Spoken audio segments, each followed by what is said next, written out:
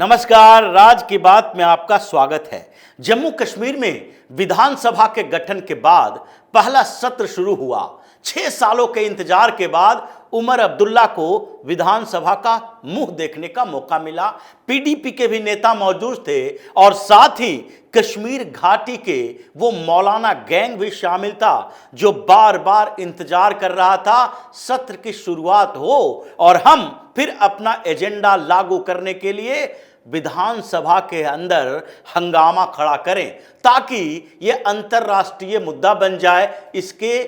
जो पड़ोस में बैठा हुआ पाकिस्तान है वो भी इसे यूएन में उठाने के लिए एक मौका देख रहा था कि जैसे ही जम्मू कश्मीर विधानसभा के सत्र की शुरुआत होगी और वहां पर विधायक हंगामा करेंगे और उसके बाद इसे एक बड़ा मुद्दा बनाया जाएगा कि देखिए, चुनाव तो भारत ने एक बहाने के तहत किया है, चुनाव करवाया है, लेकिन विधायकों को वहां की सरकार को कोई अधिकार नहीं है। इसलिए विधानसभा सत्र शुरू हुआ और जैसे ही स्पीकर का नॉमिनेशन हुआ और फिर अब्दुल रहमान जो नेशनल कॉन्फ्रेंस के वरिष्ठ नेता है उसे स्पीकर नियुक्त किया गया, उसके बाद से हंगामा शुरू हो गया। और हंगामा ये सामान्य स्तर पर नहीं था। हंगामा के पीछे का मकसद यही था कि एक मुद्दा सामने लाया जाए और इसके लिए अभी तो नेशनल कॉन्फ्रेंस ऐसी फंसी हुई है कि वो मुद्दा सामने नहीं ला सकता है। तो पीडीपी ने एक नया रिजोल्यूशन लाया और ये रिजोल्यूशन किस बात के लिए, जो एब्रोगेशन ऑफ आर्टिकल 370 यानी कि 370 जो कि हटाया गया वहां से, इसके प्रावधानों को खत्म किया गया और जिसके कारण जम्मू कश्मीर से पूर्ण राज्य का दर्जा खत्म हुआ, विशेष राज्य का अधिकार खत्म हुआ और जिसके कारण ये पीडीपी नेशनल कॉन्फ्रेंस सब आपस में मिलकर बैठकर गुपकार गठबंधन बनाया था, वो रेजोल्यूशन पीडीपी के वाहिद पारा लेकर आया और उसने हंगामा करना शुरू कर दिया कि नेशनल कॉन्फ्रेंस से लेकर दूसरी पार्टियां भी इसके समर्थन में आए। यानी कि 370 के रिस्टोरेशन के लिए ये फिर से रिजोल्यूशन लाया गया था। जैसे कि पिछले दिनों जब कैबिनेट का गठन हुआ था तो उस समय उमर अब्दुल्ला ने क्या किया, उमर अब्दुल्ला सबसे पहली कैबिनेट की बैठक में एक रेजोल्यूशन पास किया कि जल्द से जल्द जम्मू कश्मीर को पूर्ण राज्य का दर्जा दिया जाए, क्योंकि उमर अब्दुल्ला को लगता है कि पूर्ण राज्य का दर्जा दिए जाए बिना हमारे पास कश्मीर का कंट्रोल नहीं होगा। तो दूसरी तरफ पीडीपी को लगता है कि जब तक आर्टिकल 370 का मुद्दा जोर शोर से नहीं उठाएंगे तो उसके कारण हमारी पार्टी का बेस वैसे ही कमजोर होता जाएगा जैसे कि विधानसभा चुनाव में देखने को मिला। और इसलिए पीडीपी हंगामा करने के मूड में ही वहां गया था और पीडीपी के साथ दूसरे नेता भी थे, क्योंकि वहां पर जितनी पार्टियां हैं भारतीय जनता पार्टी के अलावा सबका एजेंडा एक ही है। भारतीय जनता पार्टी का एजेंडा वो हो नहीं सकता क्योंकि भारतीय जनता पार्टी की केंद्र सरकार ने ही जम्मू कश्मीर से विशेष राज्य का दर्जा भी हटाया है, जम्मू कश्मीर से पूर्ण राज्य का दर्जा भी खत्म किया है और यूनियन टेरिटरी बनाया है। तो ऐसे में जो विधानसभा का सत्र शुरू में अब लेफ्टिनेंट गवर्नर इसे संबोधित करने वाले थे, इन लोगों के लिए सबसे बड़ी समस्या यही थी कि एलजी मनोज सिन्हा क्या बोलेंगे। लेकिन एलजी मनोज सिन्हा ने संबोधन किया और संबोधन करने के बाद उन्होंने कश्मीर की सरकार की बात नहीं की, कश्मीर में क्या विशेष होगा, कितने मेहनत कर सकते हैं, इसको लेकर उन्होंने कहा माय गवर्नमेंट इन कश्मीर,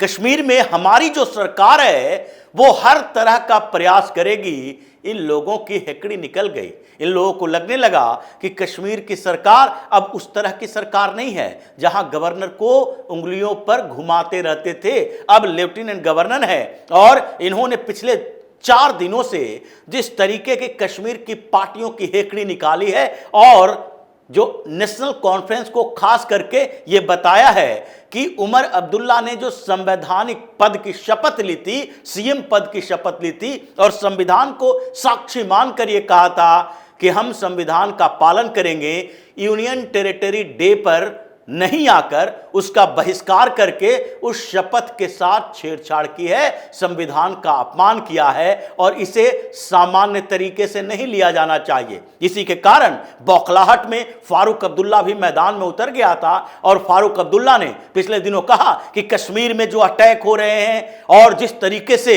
बार बार वहां पर टारगेट किया जा रहा है, हमले किए जा रहे हैं, इसके पीछे हमें लगता है कि हमारे बेटे की सरकार यानी उमर अब्दुल्ला की सरकार को अस्थिर करने की कोशिश है। और यह अस्थिर करने की कोशिश कौन कर रही है? भारत की एजेंसियां कर रही है। शक इस बात का होता है भारत की एजेंसियां क्या इसमें शामिल है, क्या सेना के लोग शामिल हैं? और इस बात के लिए उसने ये भी कहा कि अब यह जरूरी है कि कश्मीर में जो इनकाउंटर हो रहे हैं, जो हमलावर टेररिस्ट आतंकियों को मारा जा रहा है, वो मारा न जाए, उसे पकड़कर लाया जाए और पकड़ने के बाद उससे पूछताछ की जाए। इनकी कॉन्स्पिरेसी को देखिए, ये डर क्यों रहा है, परेशान क्यों है, चिल्ला क्यों रहा है? क्योंकि इसे लग रहा है कि जिस तरीके से आर्मी और पारामिलिट्री फोर्सेस ने कश्मीर में चुन चुन कर बदला लिया है, एक हमला करोगे तो 10 लोगों को मारेंगे, घर में घुसकर मारेंगे, उससे इनकी सियासत डगमगा रही है। लग रहा है कि पहले तो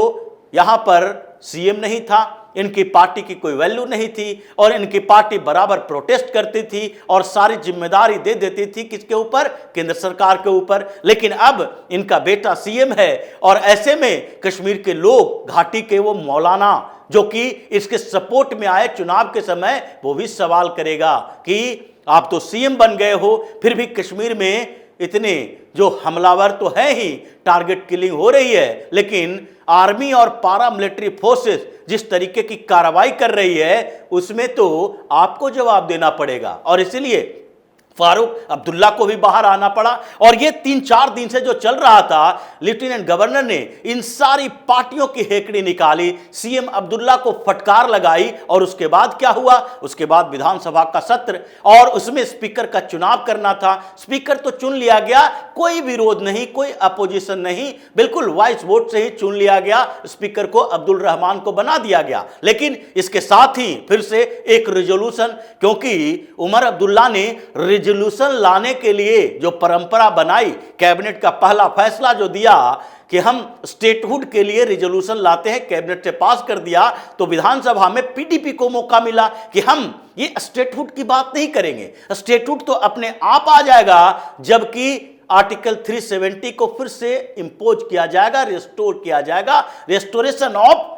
आर्टिकल 370 की बात करेंगे हम बीच की बात नहीं करेंगे। और इसलिए इन लोगों ने रिजोल्यूशन लाया और कई पार्टियां छोटी छोटी भी है वो इसके समर्थन में आई और फिर नेशनल कॉन्फ्रेंस के नेता अलग थलग पड़े। सीएम अब्दुल्ला चिल्लाते रहे, छिपकर भागते रहे कि देखिए हम आज सियासी तकरीर नहीं चाहते, सियासत पर चर्चा नहीं चाहते, आज तो पहला दिन है, आज तो केवल स्पीकर का चुनाव होगा, लेफ्टिनेंट गवर्नर हम लोगों को संबोधित करेंगे और उसके बाद आगे इसके बारे में हम लोग चर्चा करेंगे। लेकिन हंगामा होता रहा, हंगामा इतना बढ़ गया कि जम्मू कश्मीर के विधानसभा के अंदर पुलिस वाले को आना पड़ा और वहां हाथापाई, चिल्ला चिल्ली, जूते चप्पल, ऐसी स्थिति हो गई कि मौलाना गैंग आपस में लड़ता रहा। एक तरफ सरकार उमर अब्दुल्ला की, दूसरी तरफ विपक्ष में बैठे वो लोग जो कि घाटी के क्षेत्र से आए हैं और घाटी के क्षेत्र के लोग, वो सारे मुस्लिम विधायक इस बात के लिए उमर अब्दुल्ला के खिलाफ जा रहे हैं क्योंकि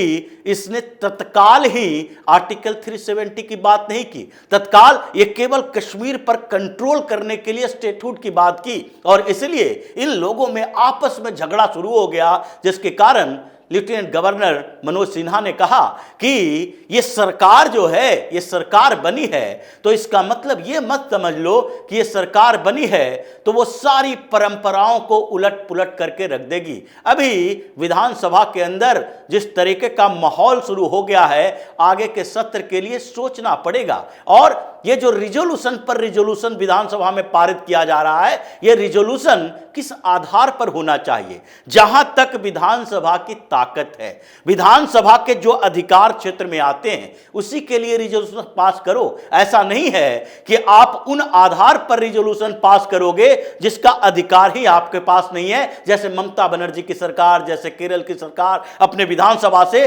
सीएए के खिलाफ रिजोल्यूशन पास कर रही थी, लेकिन हुआ क्या? क्योंकि केंद्र सरकार के पास नागरिकता का अधिकार है, राज्य सरकार के पास नहीं है। सीएए का नोटिफिकेशन जारी हो गया, इंप्लीमेंट हो गया। उसी तरीके से ये जो 370 के ऊपर या फिर स्टेटहुड के लिए पार्लियामेंट का अधिकार है, विधानसभा का अधिकार नहीं है। तुमसे पूछा भी नहीं जाएगा कि कौन से ऑर्डर, कौन से बिल संसद में लाए जाने हैं। इसलिए इन लोगों ने जिस तरीके से व्यवहार किया है, विधानसभा के अंदर लड़ाई झगड़ा हंगामा किया है, मौलाना गैंग आपस में लड़ रहा है, वो आगे लग रहा है कि अब जम्मू कश्मीर में ऐसे ही चलते रहेगा। इन लोगों के विधानसभाएं पहुंचाने का मकसद इन लोगों के लिए यही है कि हम वहां जाकर हंगामा करें, पाकिस्तान को सबूत दें, अपोजिशन पार्टियों को दिल्ली में बैठकर हम सबूत देते रहें, पार्लियामेंट में हंगामा खड़ा करवाएं और इस आधार पर केंद्र सरकार को कमजोर करने की कोशिश करें। लेकिन ये सारी चीजें अब चूंकि रुक गई है, केंद्र सरकार ने समझ लिया है, लेफ्टिनेंट गवर्नर ने अब्दुल्ला परिवार की चालाकी पकड़ ली है, तो अब इसके आगे कोई समाधान नहीं होना है। मतलब अब्दुल्ला जो छिपकर भागते हुए फिरा, विधानसभा के अंदर अलग थलग पड़ गया और जिस तरीके से पिछले कुछ समय से इसको एक के बाद एक झटके लग रहे हैं, लगता नहीं है कि ज्यादा दिन तक उमर अब्दुल्ला सरकार में रह पाएगा, सीएम पद बनाए रख पाएगा। क्योंकि असेंबली में हंगामा ऐसे ही होगा, लेफ्टिनेंट गवर्नर ऐसे ही व्यवहार करेंगे और फिर केंद्र सरकार अभी इस पर कोई ऐसे रवैया नहीं दिखा रही है कि स्टेटहुड दे दे या 370 पर कोई चर्चा कर ले। इसलिए छटपटाहट अब्दुल्ला के अंदर भी है, छटपटाहट महबूबा मुफ्ती के अंदर भी है और सारे ये गुपकार गैंग जो बनाकर इतने दिनों तक कश्मीर में हंगामा खड़ा करता रहा, वो सब छटपटा रहा है। तो इसी तरह की खबरों के साथ फिर से हाजिर होंगे। तब तक के लिए बने रहिए हमारे साथ और देते रहिए हमें सहयोग, ताकि इसी तरह की खबर हम आपके लाते रहें। धन्यवाद।